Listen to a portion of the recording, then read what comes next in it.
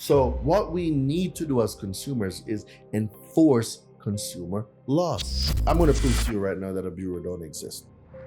I'll prove. All of y'all saying, well, Daraine, I know about Equifax, TransUnion, and Experian. Okay, I'm going to prove to you a credit bureau don't exist. Did it say credit bureau? Nope. Consumer reporting. What did it agencies. say? Consumer reporting. I'm agencies. sorry. I thought somebody said credit bureau. No. What does it say? Definitely doesn't say bureau. It says a consumer reporting agency Mm-hmm. has assumed a vital role in assembling. Assumed. Yeah, they haven't even been voluntold to take Come the role. on. They just took on the role themselves and said I want to be the one to report consumers' information. Go ahead, brother. Go ahead. What's going on, millionaires? It's your guy Kai Speaks, and we're back for another episode of the $1 Million Mind podcast. And I'm particularly excited about this episode because I feel like it's one we need and one that we're not talking about enough on the platform, especially being that this is a platform for entrepreneurs, solopreneurs, small business owners, and you guys are looking for the funding. We've had a couple guys talk about how to, get your credit right, but we haven't talked about tapping into like 0% financing and, staying away from certain banks, which banks that you should probably move towards that are maybe more supportive of small business owners. And I'm like learning of a few different things, like how the Federal Reserve have, updated their rates currently to between 4.5 to like 5.95%. And some of you are probably like, Kai, what does that even mean? What does that do for us?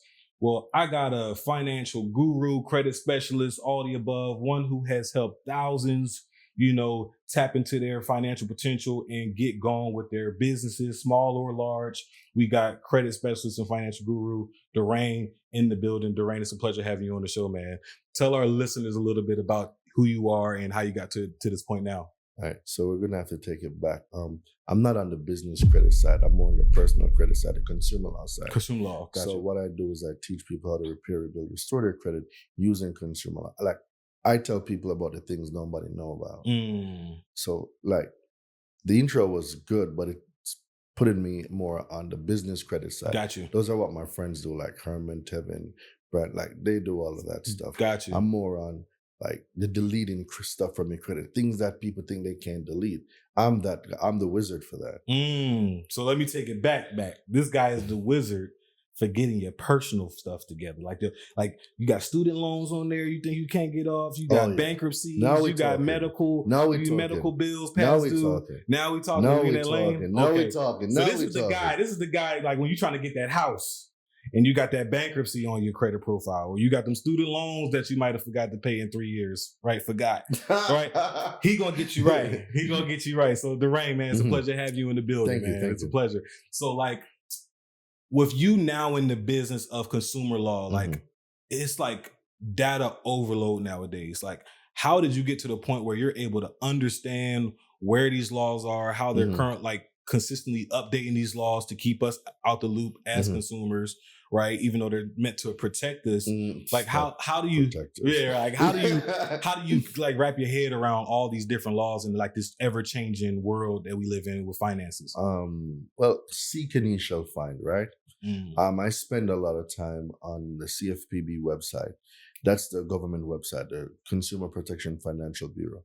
So anything regarding consumer law and credit, it's going to be posted there first, right? So they have a blog. I'm reading their blogs. I'm constantly reading the news that's coming out with consumer law and credit. So I keep myself in the loop as much as possible.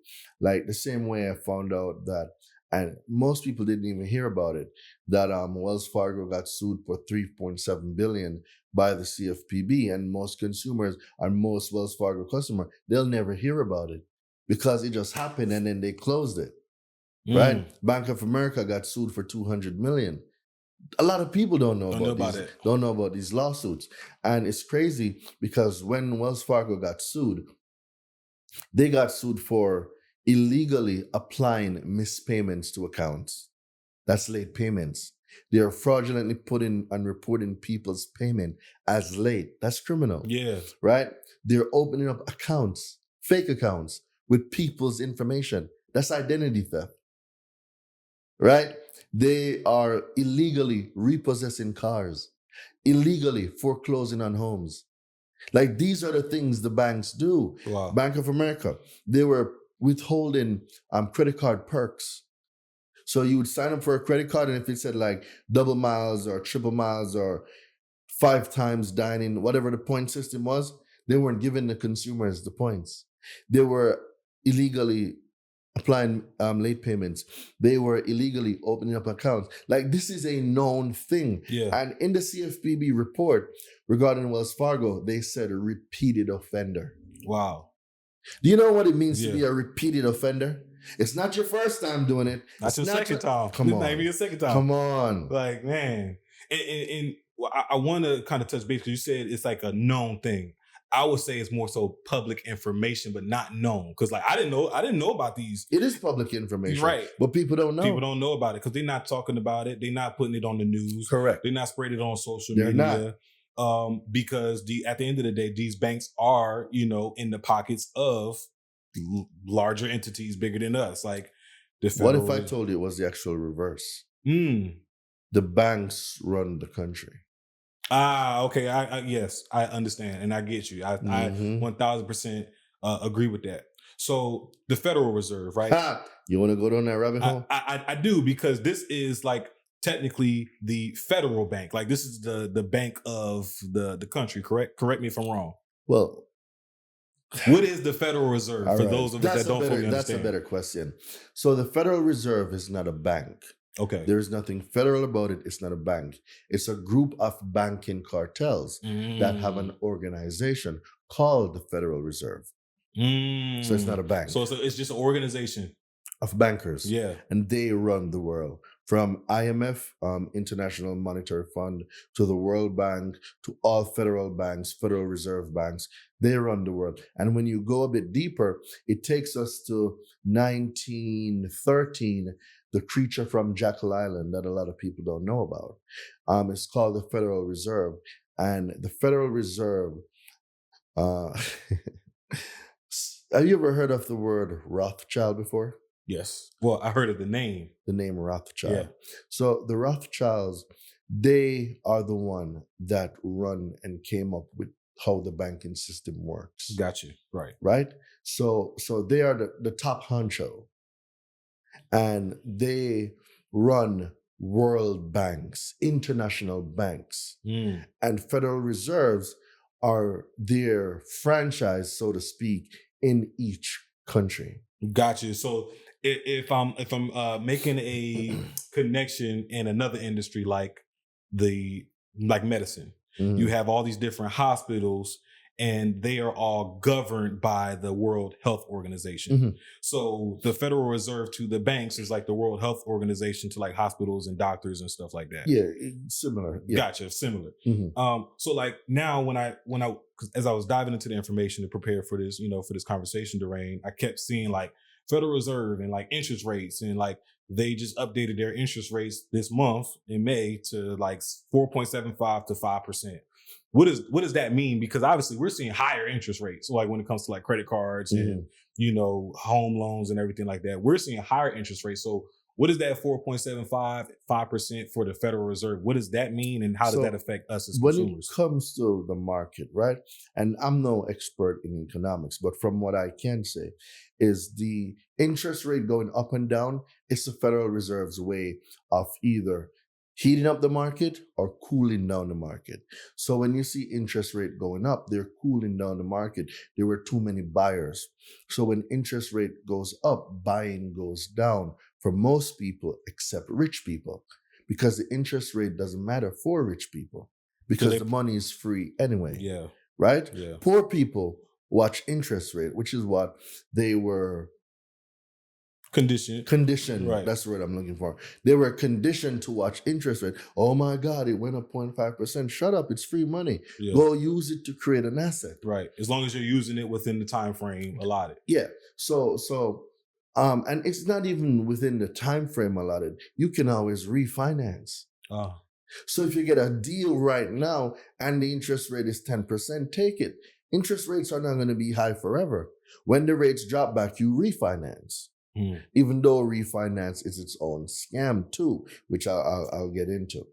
Do you ever wonder why every 5 to 10 years, right? Once you hit that 5 to 10 years, you will get a call or a notice in the mail saying, hey, we'd like to refinance your home. Yeah. Right. All right. Did you know that the first 5 to 10 years that most of the mortgage that you're paying, right? Most of it goes towards interest and not principal. Mm-hmm. So follow me here. If the first 5 to 10 years, most of the interest rate is going to interest, not principal, and then after you go over that hump, it turns where most now start going to principal and not interest. That's when they come tell you about refinance. But if you refinance, what did you just do? You restarted that clock. Oh, wow. So now for the next 5 to 10 years, most of the payment that you're making is going to go to interest. So like you forever paying interest. That's basically. why they never pay off a mortgage. Right. It's a death loan. Yeah. You're not supposed to pay it off. You don't want to, and you definitely, it sounds like you don't want to refinance. You don't. Until after you get past You those don't want to refinance at all.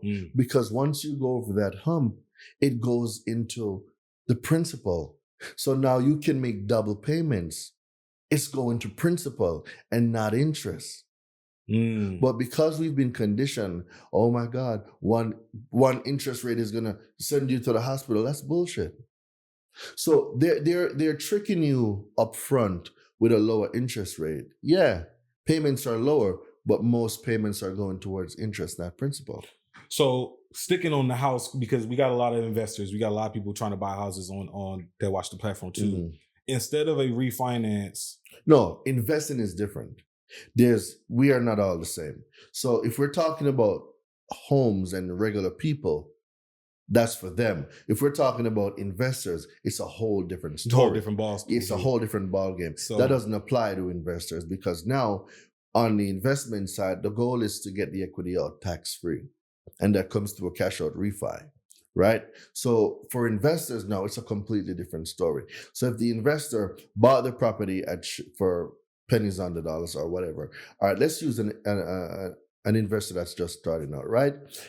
Most people know about an FHA loan. You've heard of it, right?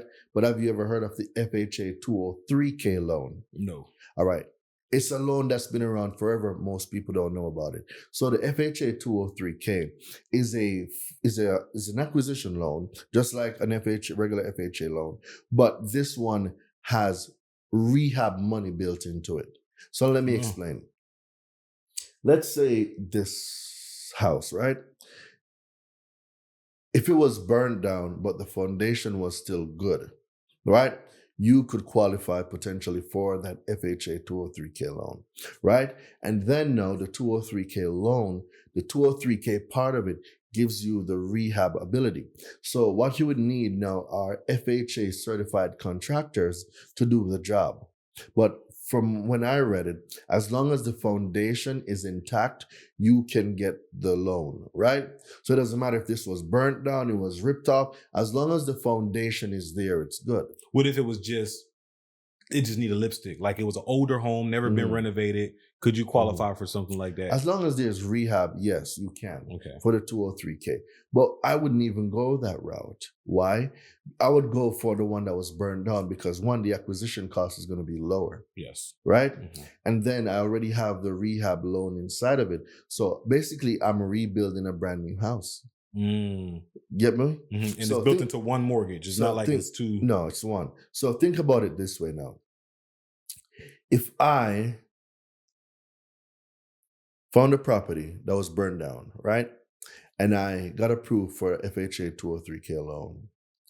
And I rebuilt this property because when they did their examination, the foundation was intact, so I got qualified. And I rebuilt this property using the rehab part of the FHA 203K loan. When this property is finished, it goes to market value.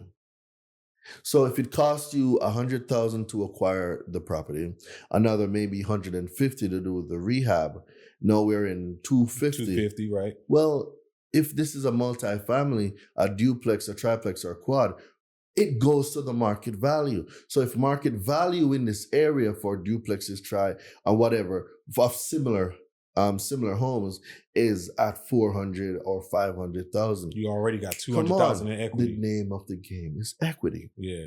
Mm. Man, hold up. Daraine, you just said something, man, because why they don't talk about this? Everybody thinks FHA. No one talks about this 203K. Mostly Mostly investors know about it. Yeah. But the consumer can easily take advantage of this too. And is it similar to like how FHA, you have to live in the property for 2 years? Correct. It's the same. Correct. Got you. Mm-hmm. So it makes sense for a consumer anyway, because they looking to buy the house to live in it anyway. Live for free, have tenants, pay back the rent. Right, because especially if you building it has a basement and you got to get contractors in anyway, might as well build an ADU under the basement. Correct. Make it livable. Wow. You said something there. Man, so again, going back to this information not being easily accessible, and but it is. People are not looking. See, we're like this these days. Distracted. If it's 3 seconds to wait for something, it's too long. It's too long. I need to see it in the first 2 seconds. What are you going to learn in 2 seconds? Yeah. Like slow down. Like hear yourself think. We're too busy. Like beep, beep, beep. Phones ring. Beep, beep, beep. Somebody's calling. Somebody needs. Like just stop. Just stop. It's interesting you said that. I'm currently reading a book called The Art of Doing Nothing, where she talks about that a lot. Like just like practice doing nothing. Just sitting still. Just be still. Be still. So now, because I feel like a lot of people are looking for social media to be that, they're replacing the news with social media. And that's a good thing because there's no more gatekeeping. And we know propaganda when we hear it and see it. So now social media frees up the gatekeeping of information. Because back in the day, we would seldom get our information from the news, whether it was propaganda or not. That's what everybody was consuming. But now with technology at our fingertips, everyone can research information. So it makes it more accessible. But at the same time, we are so distracted. Right? It's information overload. And it goes back to credit. All right. Why something so important? It governs your life, your livelihood, the job that you can get, the way that you travel from here to there, the car that you drive, where you live, where your kids go to school, and your credibility, right? That's just 8 things off the top of my head. But you were never taught about credit in high school. You were never taught about credit in college. Isn't that suspect? We actually going to be talking about this later on today. Isn't that suspect? Yeah. Something so important that controls your whole life. You never learn about it. It goes back to the banking system. The banking system controls the country. Well, even the schools. Even the school. Where do you get funding from? Where they get the money from, right? Come on. They probably even paying for these standardized tests too. So when we look at it from a bigger picture, the more people have bad credit, the more expensive things are for them, right? So when I had bad credit, I had to pay for everything twice. My first car was a used Nissan Altima, 75,000 miles, and I couldn't even get approved for it. I had to get my friend Kevin to be a co-signer. Wow. Right? And I didn't know what I was doing. I didn't even know what the word co-signer meant. And I put my friend Kevin in a position where if I didn't pay the loan, they would go after him. But I didn't know at the time what a co-signer was. I just knew I needed a car.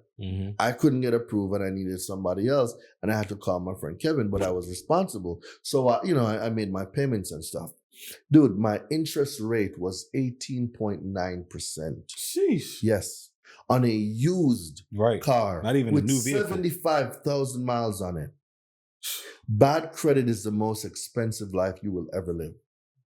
So payments were $550 and I was a new driver in the state of New York. Bad combination. Insurance was $300. So between the car for $550 and like $350 or something for the insurance, I was paying like $900 a month to drive a used car. Damn. Yes. I see what you're saying about paying for it twice. Credit is the most expensive thing you will ever do. So like, I don't know why people are so okay with bad credit and giving these institutions all of their money is because they don't know any better. See, because they've lived a life of bad credit, they think that this is my reality and nothing's going to change. Well, it will change, but you have to seek the information. The information is what will set you free, right? So as I started learning about this credit stuff and the importance of credit, I couldn't even get approved for a cell phone, bro. It was bad. Couldn't get an apartment, so I had to move in with one of my buddies. And shout out to Kevin again, because I was sleeping on Kevin's couch and Kevin had a spare bedroom. So Kevin let me crash there for a little bit until I got back on my feet. And then when I went to Mount Vernon, I was renting a room in one of my friend's house because I couldn't get an apartment. Like, a life of bad credit is a life of turmoil. Yeah. You can't get approved for nothing. And if you do get approved, the interest rate are through the roof. You are a victim of subprime lending. Wow. It's like you getting the bottom of the barrel products. You're getting, like, it's not even the bottom of the barrel. If there was a bottom to the bottom of that barrel, you get a whole other barrel. Bro, that's what you'd be getting. Like, bad credit is disgusting. Yeah. And from personal experience, nobody should have bad credit. You shouldn't. Because think about it. All right, let's look at it. Let's look at the facts. A person that goes to work for a year, the first 4 months they work for free. Right? No, I can see there's some conflict in your mind. I'm trying to figure out, like, okay, there's some conflict in your mind right now. I get the first 2 weeks, right? Because you ain't getting that check for the first 2 weeks, but explain the 4 months. I want you to look at it. 4 months. Between 4 to 5 months is free. Of you when you get a job. Everybody. I have no idea. All right, say make it make sense. Make it make sense. Say it again. Make it make sense. Make it make sense. Y'all drop it in the comments. Make it make sense. Right. Daraine. Make it make sense, man. When you get your paycheck, 30 to 40% is already taken out for taxes.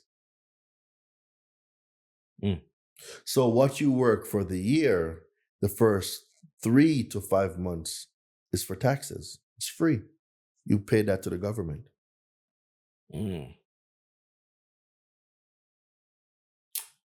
So anything after that, that's what we getting back in our tax refund? All right.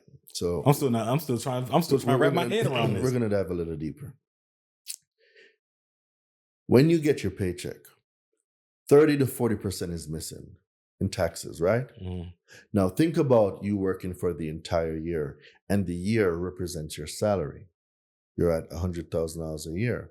Well, if you're at $100,000 a year, you're only taking home after taxes maybe $60,000 because $40,000 went out to taxes. So you just gave the government literally almost half of your year. Yeah.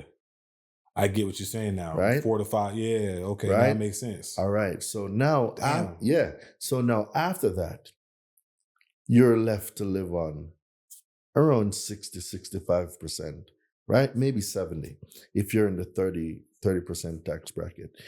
Now, isn't it crazy that after tax dollars that they just took from me, everything else I got to pay taxes on? Right. After I've already paid taxes and they want me to live off 70% of my 70% income. So now you're paying taxes on food, taxes on gas, Yeah. taxes on transportation, taxes on buying a vehicle, taxes on buying a home. And guess what? You're still not safe. Because even when you die, you are still paying taxes. So the life cycle of $1, you probably get to keep 10 cents of every dollar. Because after they take out taxes, everything else you're still taxed on. Yeah. That's crazy, man. People don't think about it. And now, from your experience of studying consumer law, I know a lot of this is like credit as well, but anywhere in your studies have you kind of learned about like taxes as well? Like not tax evasion, but just how to protect your pockets from being overtaxed. Become a business. You cannot tax the rich. The rich, You get taxed from earned income. Rich people don't have income. How are you going to tax something that they don't have? How do you set yourself up to where you're not making an income? Because a lot of us think income, that's like how I live, right? Yeah, income is good. That's the programming. Right. You go to a job. Well, rich people have assets, right? They have assets that cash flow, assets that pay them every month. It's not a paycheck. Those assets might be owned by an S corp. That S corp might be owned by a trust, and they are now the Like the trustee or the something? trustee, yeah, there we go. They're the trustee of the trust, and their job now is to make sure that everything is good, and the trust allows them to do certain things. So if the trust owns a yacht, the trust allows the trustee to use the yacht. Right. If the trust owns a home, the trust allows the trustee to use the home. Right. And then let's say if it is like some type of monetary exchange, is it kind of set up like as a dividend instead of like a paycheck? Correct. Got it. So rich people don't have incomes.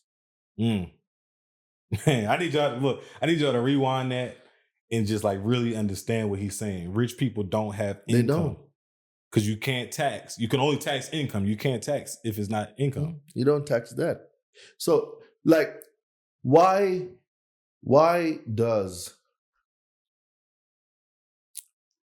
can Grant Cardone pull out 18 million out of a deal and never pay a single taxes on it? Now, I'm going to try to answer this. Go ahead. From a video that I seen when he was explaining it to his daughter, he was telling her, if I give you X amount of dollars, your job is to spend every dime of it. So I'm assuming that out of that $18 million deal, he's like allocated those funds to different aspects of his business to where he never really made that money. That's a great answer. But look at it a slightly different way. Okay. Real estate, right? Yep. Grant is a real estate guru. And Grant is able to buy a deal for what he thinks is the best price. And then he could upgrade the property. So he upgrade all the rooms, put washers and dryers. He's able to raise the rents. He's able to add new amenities to it, maybe a playground, if it's a family-oriented neighborhood, stuff like that, right? And then now he gets a new reevaluation of the property or a new appraisal, right? So he bought it for $3 million, but now it is worth, let's say, 5.5. So that's a $2.5 million increase. All Grant has to do is do what is called a cash out refinance.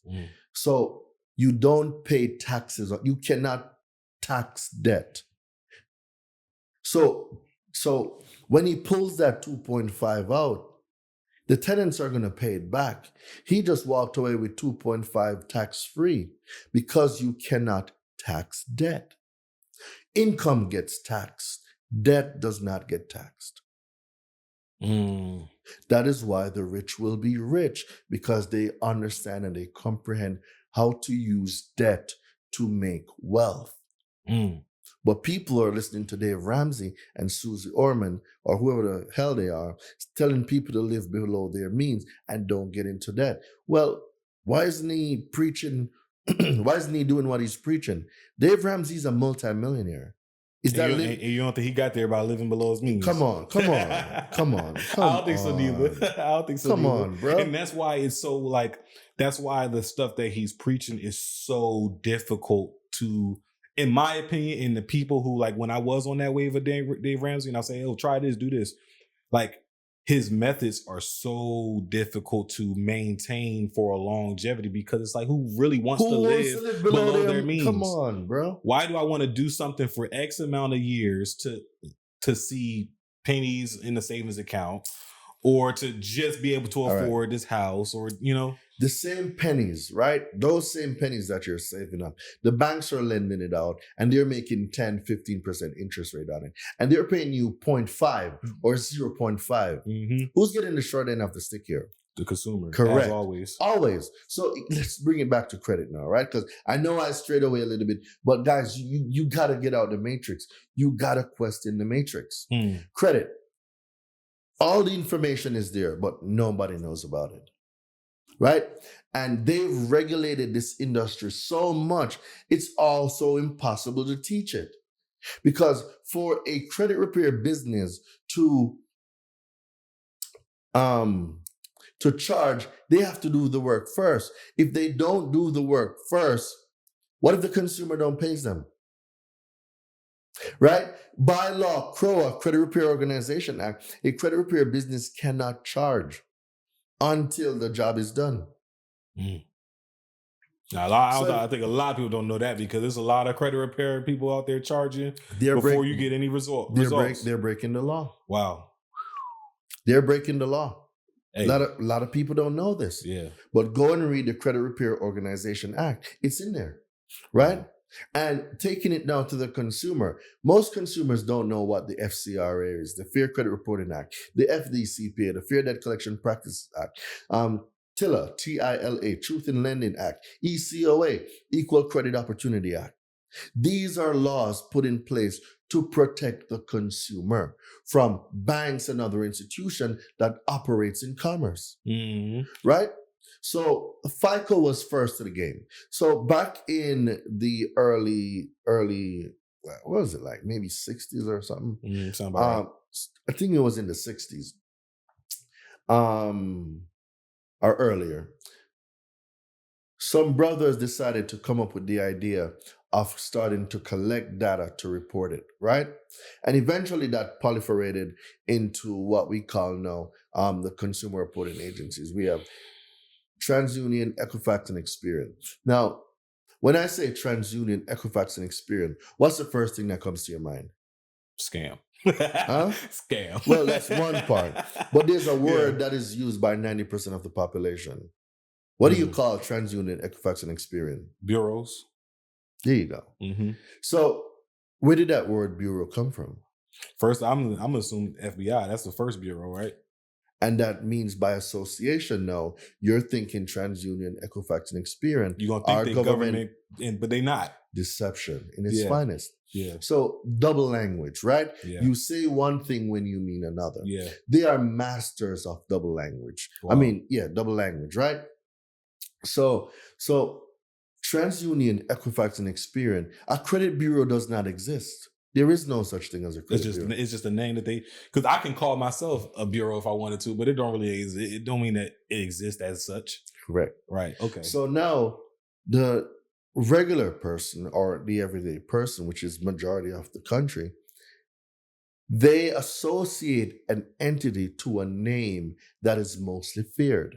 So if they're disputing a negative item on their credit and it comes back verified, they're not going to question it because it came from what? A credit bureau. Right. And we think Equifax, Experian, and TransUnion are government agencies. Mm-hmm.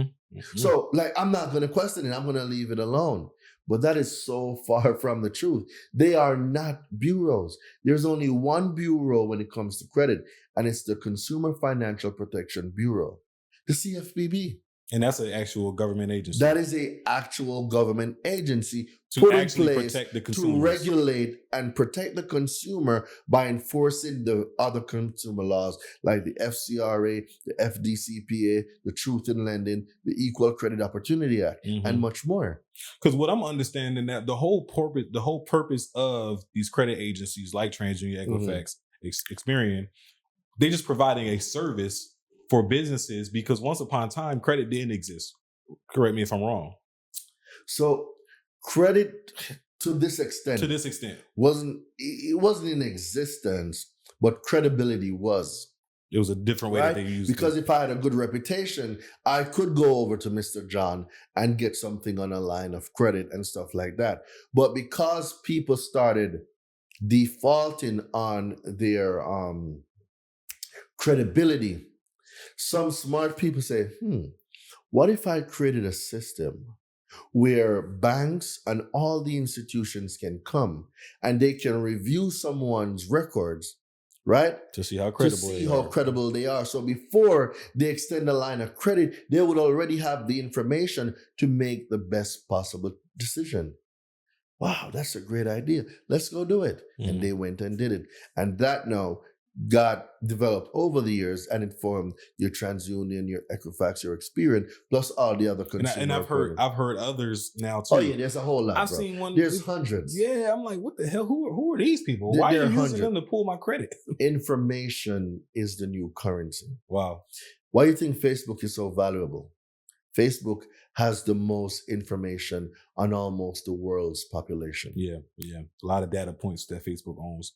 And so when you say that the name of the game is information, now it makes sense on why would it not make sense for me? If I can't find information on this person, why does it not make sense to fabricate some information? Or just, if it might match, why not just put that information on their profile? That's exactly what was happening. Right. People were fabricating the information. Yeah. Private investigators were making stuff up. People's personal lives were being intruded on just to collect information. Wow. There was no privacy. So then laws had to be put in place and regulations had to be put in place. So when these laws and regulations got put in place now, we're talking the Fair Credit Reporting Act, the law now that governs how information gets reported on your consumer report and the responsibilities of consumer reporting agencies to maintain the accuracy, 15 U.S.C. 1681 EB, of consumer reports that they furnish, right? 15 U.S.C. 1681, accuracy and fairness of the consumer report. So these are the things that were put in place. So I'm going to prove to you right now that a bureau don't exist. All right. You have internet? Yep. All right. I want you to Google something for me. Prove all of y'all saying, well, Daraine, I know about Equifax, TransUnion, and Experian. Okay, I'm gonna prove to you a credit bureau don't exist. Okay, so what am I looking for? 15 USC 1681. 15 USC 1681. Mm-hmm. And it came up right here. You should see third thing.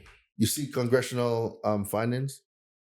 Yep, congressional findings and statement of purpose. All right. Click that? Yeah, let's get it. Okay, so when I click it, it is Cornell Law School, article or review, U.S. Code. The banking system is dependent upon fair and accurate credit reporting. Inaccurate credit reports directly impair the efficiency of the banking system. All right. So if they're not reporting accurate information, it impairs the banking system. But the banking system also makes a lot of money from inaccurate credit reporting because, one, they can charge more now with interest rates. So they figured out how to adapt, right? But we're not done yet. So there's 1, 2, and 3 that I want you to read. And remember, no, this is coming from the law, right? Government law made by Congress. Right. The Congress makes the following findings. Okay. So that was one that I just read. Congress makes the following findings, meaning Congress investigated. For you to find something, you have to go looking, right? Yep. So they investigated something, and these are their findings, correct? All right, let's hear their findings. So number 2 was an elaborate mechanism has been developed for a what? Mechanism, machine, something. No, go back from the top. What does it say? Elaborate. It's well thought out. Then, if it's a government agency, credit bureau, why would the government describe one of their own entities as an elaborate mechanism? I don't think they would. That don't make no sense. But go ahead, brother. Continue. Yep. Developed for investigating and evaluating the credit worthiness, credit standing, credit capacity, character, and general reputation of consumers. Isn't that suspect? Yeah, break that down for us. All us. right.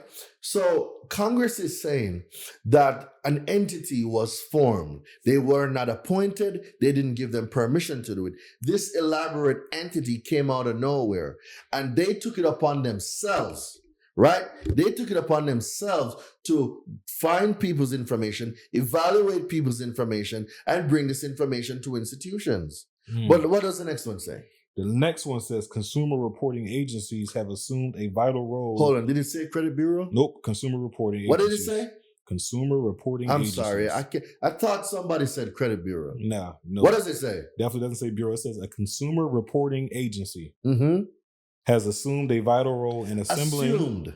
Yeah, they haven't even been voluntold to take the role. They just took on the role themselves and said I want to be the one to report consumers' information. Go ahead, brother. Go ahead. All right, and evaluating consumer credit and other information on consumers. assembling and evaluating. So they have assumed this role to, one, evaluate our information and put it together into a report. You are very smart. I'm just reading what's here. I'm just reading what the Congress found. See what's going on, right? Yeah. They weren't appointed. They're not a government agency. They weren't even given this role. Just a business. They assumed the role. It's like any other corporation. Yeah. They just became the best at it. That's all it is. They became the best at it because they've been doing it for so long. Yeah. The same way FICO, Fair Isaacs Corporation, is responsible for the what? The FICO score. Wow, I never knew what that meant. So the FICO stands for Fair Isaacs Corporation. Wow. There's one guy, his last name was Fair. There's another guy, his last name was Isaacs. They co-founded the company, Fair Isaacs Corporation. So they're just like any FICO. other agency. Correct. Gotcha. But what differentiates FICO from a consumer reporting agency is the fact that FICO owns an algorithm. This algorithm is based on buckets and risk categories, right? The credit score ranges from 300 to 850. So that gives you 550 points, right? Follow me here. So it's broken down into 5 categories: payment history, utilization, age of credit, new credit, and mixture of credit, right? So payment history makes up 35% of your credit. Utilization makes up 30%. These two parts make up 65%, which is the biggest factor of your credit. Then we talk about the age, which is 15%, new credit, 10%, mixture of credit, 10%. But if it goes to 550 and we have 35, 30, 15, 10, 10, those also break down into credit score points. So when we look deeper, we'll see that a 35% correlates to 192.5 points. Gotcha. Right? 30% makes up 165 points. The 15% translates to 82.5 points, right? The 10% translates to 55 points, 10% 55 points. So together we have 550 points, which is equal now to 100%. Gotcha. Right? So that's how you get your 550 FICO score. Correct. Got it. So when you maximize on all the categories, you maximize on the 550, and that brings you as close to 850 as possible. So within this range from 300 to 850, you have poor credit, you have good credit, you have exceptional credit, and then you have perfect credit. So depending, if you're closer to 300, you are a risk. You are in subprime waters. Yeah, huge risk. Right? So the closer you are now, like above, I think it's 640 now, is considered good. Or 660 or 680, somewhere there. So the closer you are to the 700, 800, the less of a risk you are. So FICO created an algorithm that is based on information. When your information is put into this database or this system, it gives you a risk score. And this risk score now tells a lender, a bank, a financial institution, or a government agency, what is this person's credibility? What is this person's character? What is this person's mode of living? Remember in number 2, can you read number 2 for me again? Yeah, number 2 was elaborate mechanism has been developed for investigating and evaluating the credit worthiness, credit standing, and capacity. Credit worthiness, credit standing, credit capacity. What else was there? Character and general reputation. That's a whole person. Yeah. It's describing these characteristics of you. So when your credit report sits in front of an underwriter is evaluating what? Your credit. But the one that I'm conflicted on the most is character. It's like, how can you put on a credit report someone's character, right? Not knowing their financial, plight, not knowing, how they grew up. Like that I don't feel like any of that has anything to do with character. But it's your financial character that they're looking at. Right. And it doesn't say that. It just says character. It's not going to say that. Right. It just says character. So, but it's the general financial reputation. character of a person. Right. What are your money habits? Yeah. That's what your report tells a story, but you are in charge of the story the report tells. But mainstream media and the hypnotic society has turned it around where the consumer thinks that the institutions can report whatever they want on their credit. But that's not true. Right. That's further from the truth. The consumer controls what gets reported. 15 USC 1681 B2, right? You want to go there? Yeah, let's go there. 15 USC 1681 B2. So you'd go back. So go back, and when you go back into Google, all you need to put beside 1681 is B2. Got it here. Permissible purpose? Yep, permissible purpose. All right. What does it say?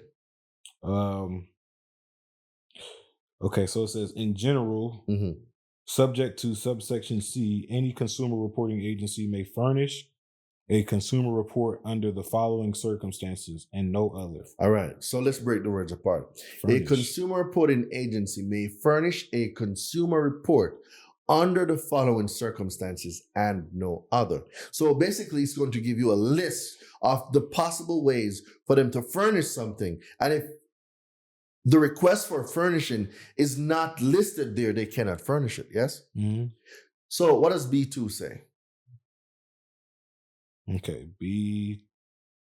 Back at the top. Back at the top. Okay. You're going to see number 2.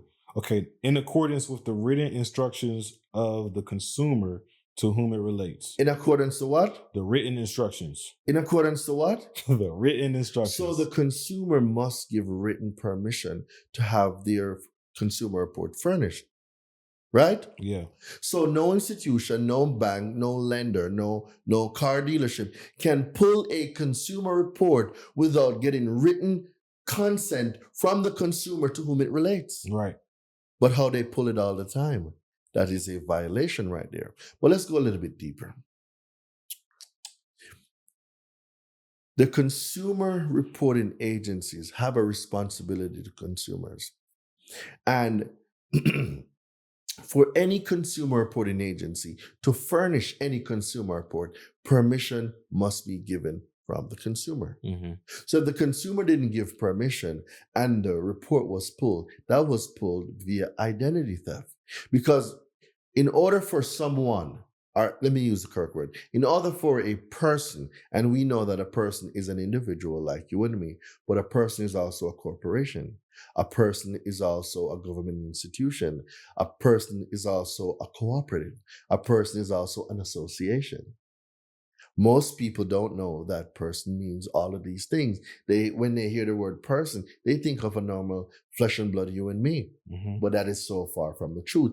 And this is why I keep telling y'all about double language, right? So when we dive into now the consumer report, and we see that the consumer have the power, right? The consumer has the power to authorize something on their report. All right, let's go over now to 15 USC 6802. Okay, we got some. He coming with some heat.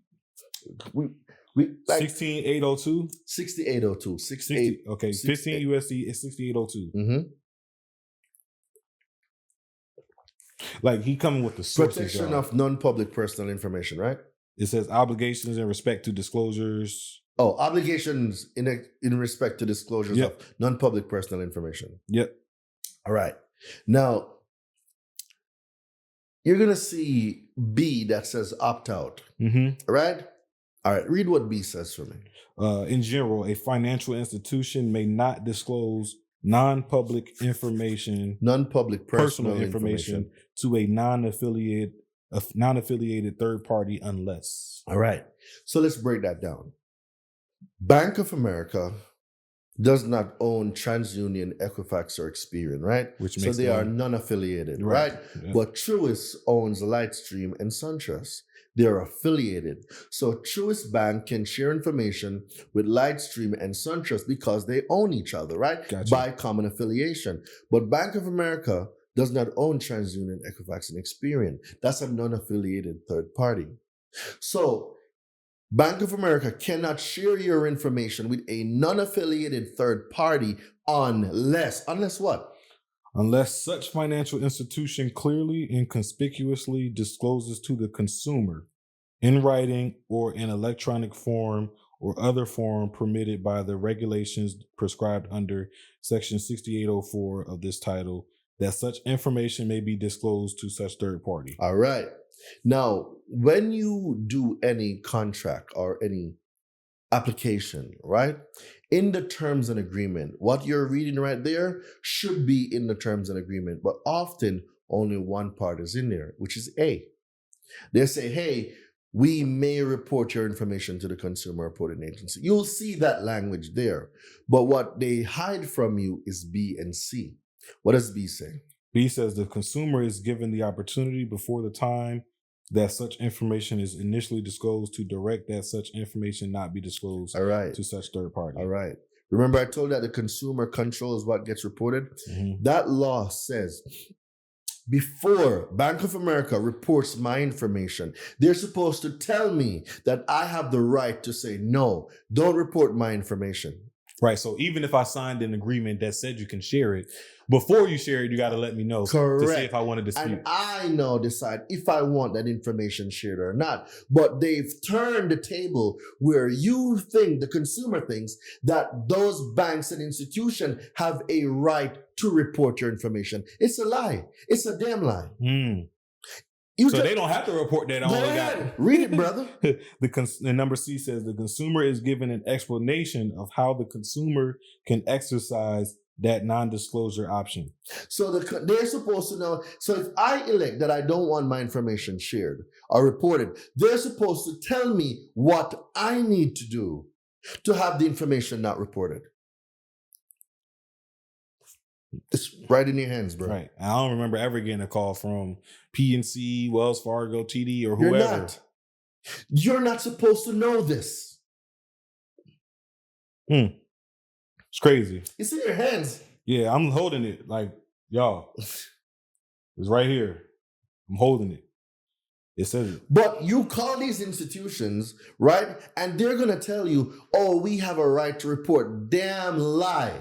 Mm-hmm. Because I have a law, 15 U.S.C. 6802, that tells me otherwise. And this law says you're supposed to give me the disclosures. So now I'm going to ask for these disclosures and the signature that says that you gave me these disclosures and told me how you never did. The consumer controls what gets reported on the consumer report. There's some gas right here, Daraine. This is some gas, man. All right, so going back to the credit, the credit score, you said it goes to the highest of an 850, right? 850, correct. If we're talking about that 35%, which made up what? Payment history. That's like 297 points. Payment history is 192.5. Really? 35%. 35% is 192.5 points. So how does a person get that full 192 points? By maintaining positive payment histories throughout, like the because you always accounts. So out of all your accounts that you have that are being reported, just make sure all payment histories are 100%. But it goes back now to another law. What if I told you late payments don't exist and a late payment only exists if the consumer allows it? Basically it's saying I didn't agree for you to tell them that I missed the payment. Not necessarily. Okay. It's a little bit deeper than that. All right.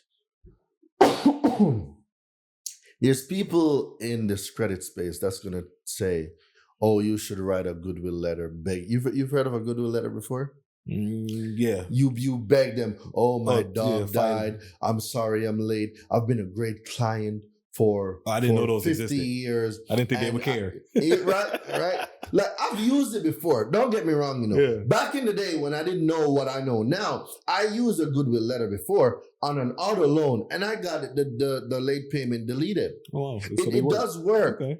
But I gave up my power. I was begging and groveling for somebody to read my letter and feel like, oh, Poor poor him. thing. Let me go and do that. You get what I'm saying? But next time. But now, what? Yeah. Goodwill, what? Ugh. No, we don't do that. We stand firm in our conviction now because 15 USC, go ahead, 15 USC 1666B. And for those of you that think I have a list, do I have anything that He don't got no list, bro. This is off all the dome. That's how I know he been studying. He been in the stew. Somebody think we got a screen over there. You know. Somebody might be thinking. They got the wide angle right there, bro. I got my notes. He don't got no notes. He don't got no notes. All right, so 1666. B. Bravo. B as in Bravo. All right. Okay, 1666B. Mm-hmm. And they all coming from the same source, you know? A late payment only exists under, well, 3 conditions. But there's one law, the only law that can authorize a late payment is right there. You should be at timing of payments. Yeah, timing of payments. All right, let's get it.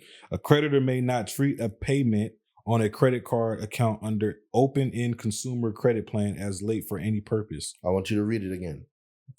A creditor may not treat a payment on a credit card account under any open-end consumer credit plan as late on for any purpose. So a creditor cannot report a late payment or treat a payment as late unless, right? So unless means if they do this thing, it's the only way for them to report a late payment. So unless the creditor has adopted reasonable procedures designed to ensure that each periodic statement, including... That's one. Statement, that's one. So they must send out a statement. And included in that statement is what? The information required by section 1637B. Right? That's 2. What else is there? Is mailed or delivered to the consumer. Mailed or delivered to the consumer, right? So that's the 3rd point that must be done. And then what's the 4th point? No later than 21 days before the payment due date. So there's 4 criterias that a creditor must meet in order to treat a payment as late. Now, listen. It never said A or B or C or D. It never said that. It says, unless these 4 things are done, a creditor cannot treat a payment as late. And in layman's terms, break down those 4 things. Those 4 things are: a periodic statement must be sent out. The notice from section 1637B must be sent out with that periodic statement, right?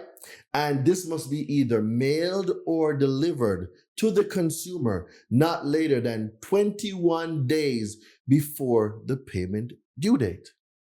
Gotcha. So basically, if I'm not getting nothing 21 days before my due date, they can't mark the payment. Well, within. It can't go more than. Gotcha. It was within that time frame. Gotcha. Right? But have you ever, you get periodic statements, but have you ever seen all the notices from section 1637B? I don't even know what section 1637B is. Point. Right. Right? And they must also prove that it was mailed or delivered to the consumer. And most of it is now just delivered through their banking apps. All right. Well, which is, and correct me if I'm, these statements are the bank statements that you get every month, right? Those are the bank statements, right? Correct. However, mailed or delivered. Mailed means you're going to send it to the post office, but the word delivered now changes the concept of things. Yeah. Because now with technology, delivered can mean an email, delivered can mean to an app. Mm-hmm. However, were the notices? Where are the notices? Where are the notices? They're not in the statement. The statement usually is just that random balance. The statement is the statement. Yeah. So if the creditor does not comply with 1666B, and this is why I opt out of all electronic communication. You're sending me stuff in the mail. This is the trick that they use. Oh, well, let's go paperless. Let's save the environment. Scam. It's a trick. Because they're using paper regardless of all of it. Damn. Send me my stuff in the mail. Send me my mail, boy. Because now they have to abide by the law. And now I can clearly see that in this mail, you only sent me a statement. You didn't send me no notice from section 1637 You didn't, and it's timestamps, and this date came after.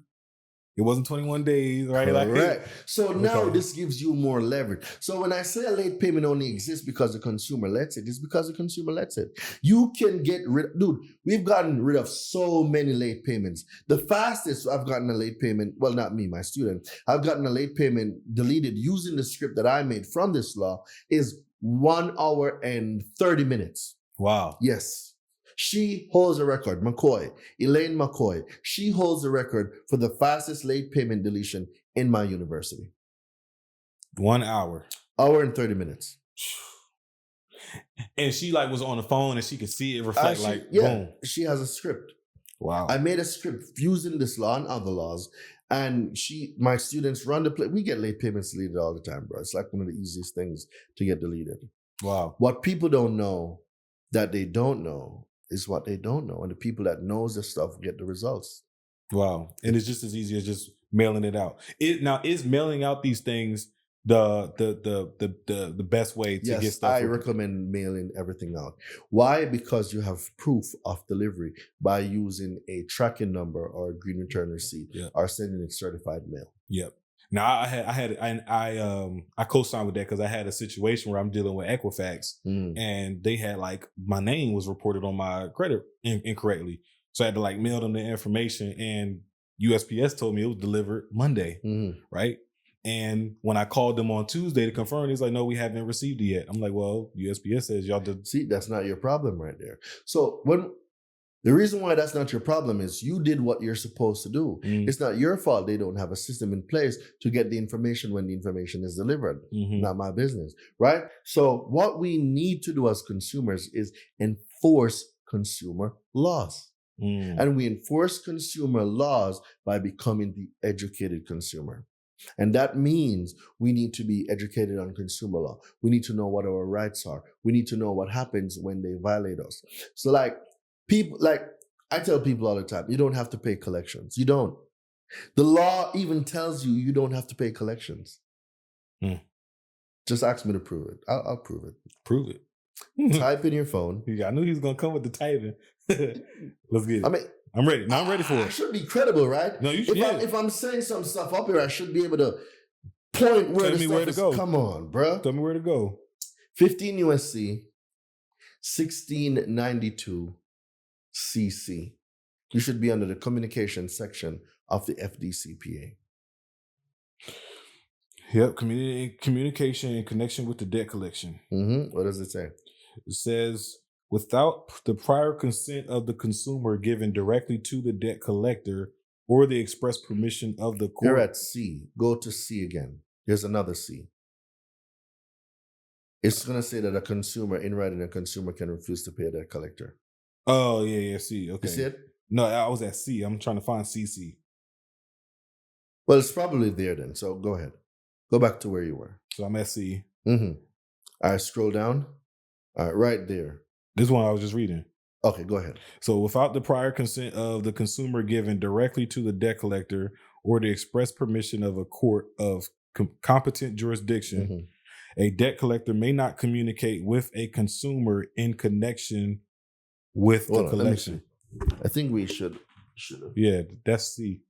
But even still, that's saying like the debt collector can't. You're at CA. Oh, so I'm trying to understand. Okay, now I understand. It's all good. So I'm at CA. So I go down to CC. All right. Go down to C. CCs. There you go. Ceasing communication. There we go. If a consumer notifies a debt collector in writing that the consumer refuses to pay a debt. See? The law everything we need to know is in the law. In writing, a consumer can refuse to pay a debt collector.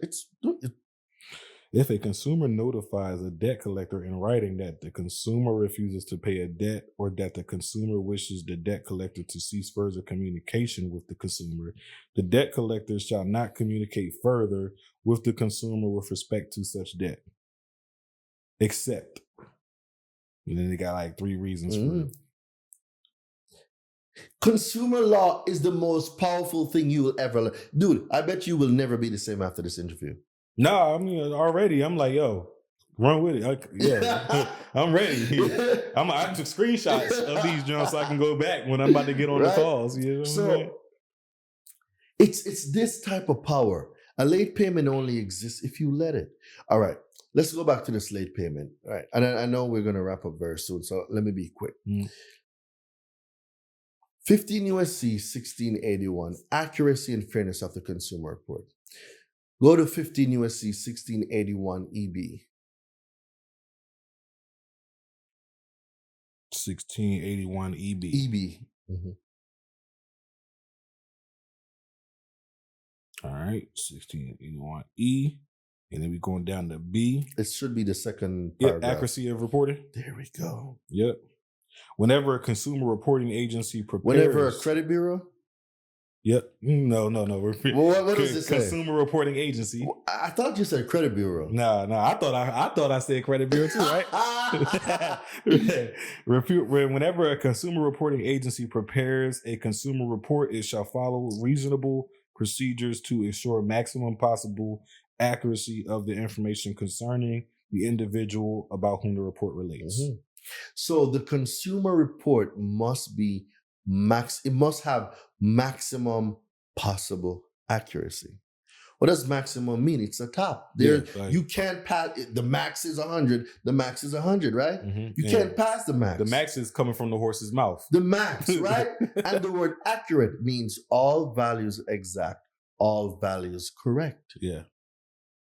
So at the top, everything should be accurate. Yeah. So if the information is inaccurate, it must be deleted, right? So if TransUnion, Equifax, and Experian is going to report a payment as late, they must have proof that the statement was delivered along with the notice from 1637B. They must also have proof that this was mailed or delivered 21 days before the payment due date, right? Mm-hmm. That's the only thing or only way a late payment can be furnished. Yes? Mm-hmm. So that means when I do my round one dispute of inaccurate information being furnished for this account as late, and they come back with verified, well, what do you do next? This is where people get tripped up. See, people don't know that there's a section of the law called 15 USC 1681I, right?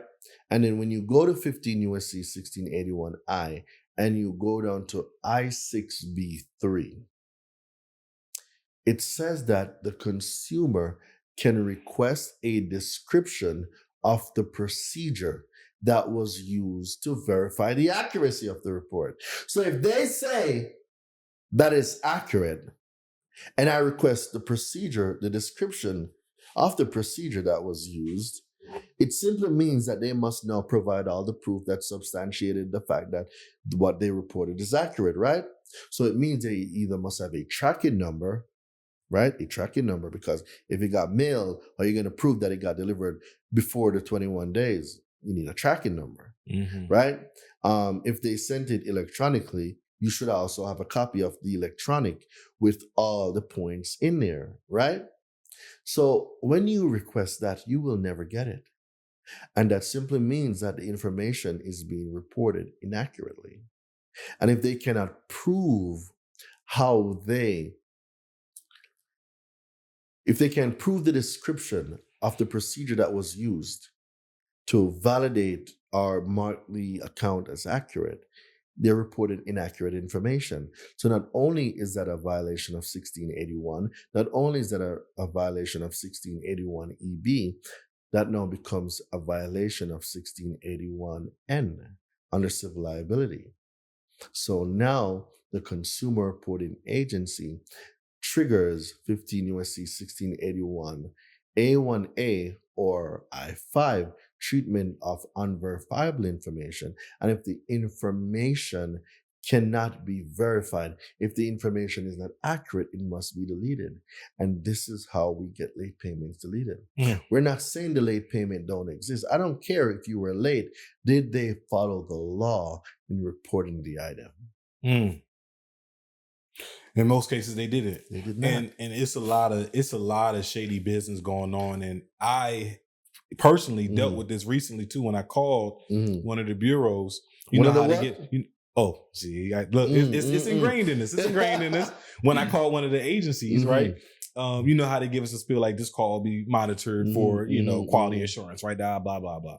And I tell them too, my call is recorded. When I told them that, Daraine, guess what they told me? You can't record it. I can't record it. I don't. We do not give you permission to record. I do not give you permission to record either. Right, but then if I say that, how are we going to get done when I need you to get lawsuit, done? baby. Okay, because I'm like, yo, now this we're is talking crazy. about getting paid for bad credit. Yeah. So you tell them that the call is being recorded. Yeah. And I don't even really got to record it. I wasn't. No, my call is being recorded too. Yeah. Because y'all are going to talk some crazy shit that I know is breaking the law and y'all don't want it on tape. Mm-hmm. But guess what? I'm going to use it as evidence in my defense, right? So, all right. People don't know that they can get paid for bad credit. A lot of people don't know. 3 rounds, that's it. Round 1, identification of inaccurate information. Round 2, opportunity to cure. You either fix it, or if you don't, round 3 is lawsuit. Yeah. That's it. Wow. So when we're talking about getting paid for bad credit, in your situation, it would be a 3 strikes you're out. You literally can go to small claims. Dude, did you know that small claims here in the state of Georgia is $15,000? Wow. You can go get 15 grand right now by suing them for the inaccurate information on your report. Wow. But they first have to, how long do they have to cure? Because they always say that 30 days in the mail. 30 days. That they got 30 days to cure. The law gives them 30 days. Got you. So the law does give them 30 days. So we're talking about this can get popping within 45 days. You can get boogie within 45 days. Because based on how they respond to round 1, it prompts you round 2. So between 45 to 65 days, between 45 and 75 days, those you can do it within those time period. But it all depends on how they responded to your round 2. That's why when I tell people, like, yo, my program is like the number 1 program y'all need to get into. If you want to learn how to get paid for bad credit, this is where you're going to learn it. So depending on how they responded to your round 1, so let's say that they did not respond to you at all, right? That triggered 15 U.S.C. 1681 I-A1A and I-5 because the 30-day window had run out and the information did not prove to be accurate or validated. So by default, by law, it must be deleted. But people don't know how to enforce this information because they get so caught up in, I just want a quick fix. Go ahead and get your quick fix. But learning this gets you paid. Yeah. Man, Daraine, I could see why when you shared a common misconception is people think you a lawyer. Because the way you got this law down packed, brother, it's like, wow, man, thank you for sharing this because, I mean, I feel like the next step is for you to just go and get your JD so you can. At this point, you can just file a lawsuit for your students, man. But that's the other thing, too. You don't need to be a lawyer. Right. To understand your rights. Come on, bro. But we get so caught up in accolades. Oh, you must be an Esquire. You must be a PhD. You must have a BSN. Like, I make more than all of them put together. That's a bar. Like people get caught up in this paper that they overlook their own potential. You can learn this stuff. Mm-hmm. You can.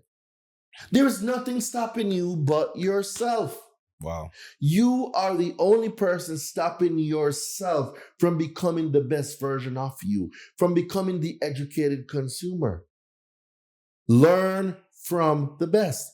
Come hither. Come learn the stuff. Come hither, man. Like, you know what was crazy, bro?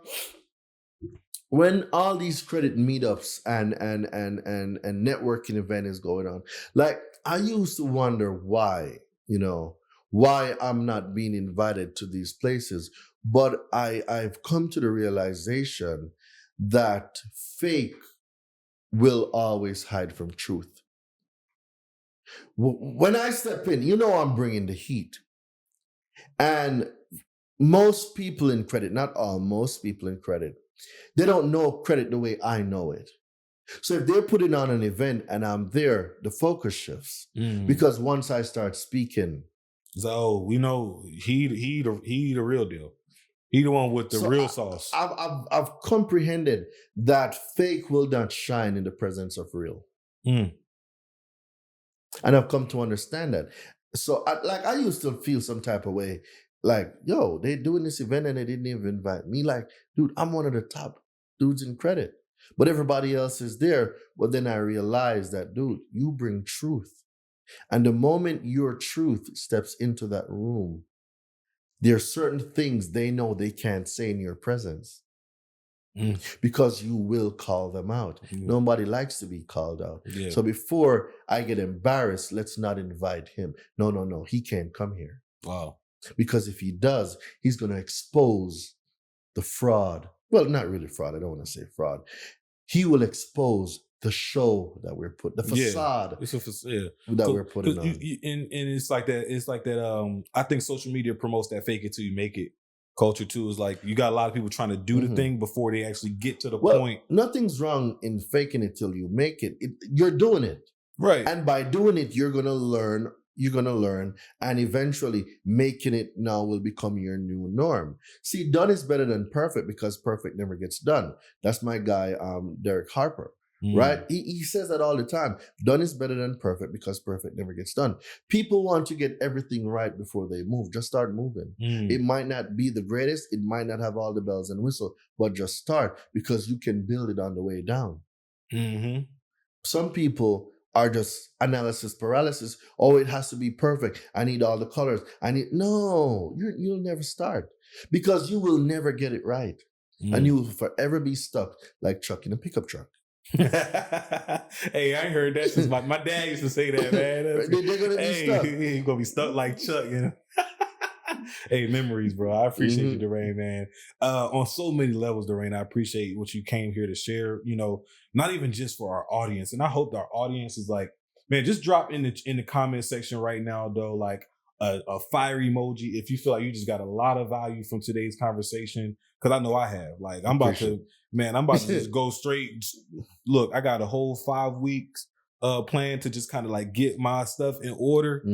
The first thing now I'm adding to the top of that list is like I'm about to send some letters out. 3 rounds, bro. You know, 3 rounds and you out. 3 strikes. 3 rounds. I play baseball, so I understand. You're gonna get this heat. That's it. Straight fastballs. You know what I'm saying? So Daraine, like share with I know you have the community and stuff like that. Share with our listeners ways that they can get tapped in with that and other things that you have going on as well. Most definitely.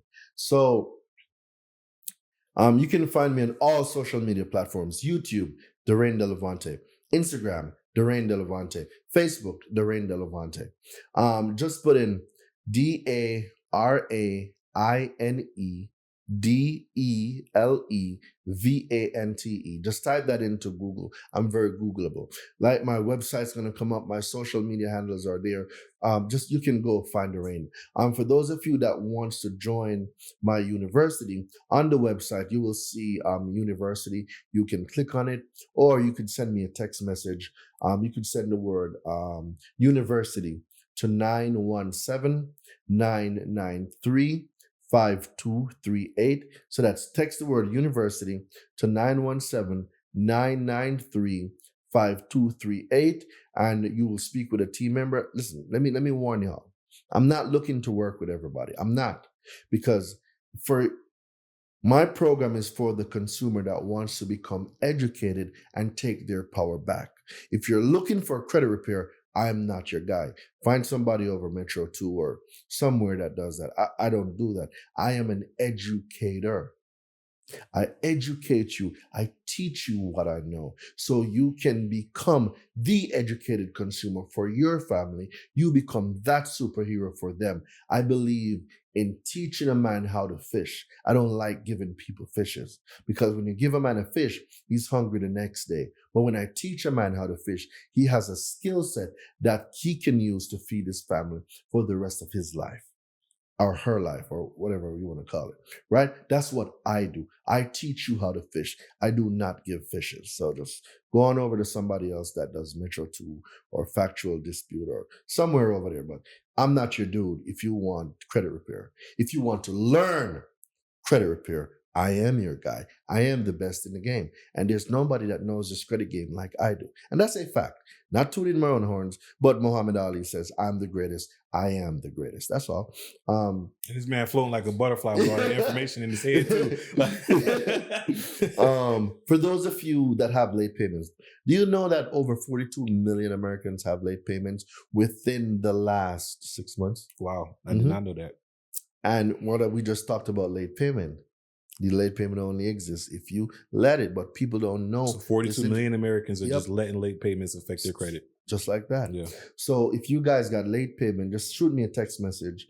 Late payment. So that's late payment to 917-993-5238. So that's text the word late payment to 917-993-5238. Send me a message. Medical collections. Did you also know that there are let me rephrase. Medical debt collection is the biggest debt collection in America. I believe it. I believe it because it's expensive to give birth, expensive to go to. Just go to the hospital, period. Sit in the bed. Like, if y'all want part 2, we gonna have to, because we didn't get a chance to dive into the medical collections, and that affects a lot of people. Y'all. Like, I didn't even tell y'all about how to delete a bankruptcy in 4 days. Like, man, look, y'all. I'm gonna do y'all a favor. I'm gonna write down the things we did not talk about. We'll know. And y'all keep me accountable. I'm gonna get Daraine back. If they don't drop part 2, we're not doing it. Fair enough. Let's find out how many people, let's see how many people came to the end. Mm-hmm. And you will only know this if you came to the end. Mm-hmm. So if y'all want a part 2, drop part 2 in the comment section below. Drop part 2. We'll be happy to oblige. But if y'all don't, we'll know, hey, they didn't find it valuable. Mm-hmm. I think that's fair. Fair enough. Man, y'all just heard from the Muhammad Ali of consumer law in a Versace robe. My guy Daraine, man. Oh, my soul. Y'all probably wondering, why is this dude in a Versace robe, right? Like I've cracked the code to making credit repair easy. Like, you can do it from the comfort of your own home. Man. You don't got to go outside. Yeah. And we didn't even talk about my software. Dude, I own a software now for credit repair. Like, there's so much, and I wish we got to trickle it in on, because a lot of I don't even understand the laws. We got to understand the laws first. So next time, if y'all want the part 2, we're gonna go heavy consumer law, like deep in consumer law. But we'll know, because we'll see it in the comments. Yeah, we'll see it for sure in the comments. Daraine, man, it's been a pleasure having you on here, brother. Man. Hey, y'all heard it from Daraine Delevante. I'm your guy, Kai Speaks. Make sure y'all hit, part 2 if y'all want him to come back and hit y'all with that sauce. But until then, we'll see y'all next time. Peace. Let's go, bro. Let's get it.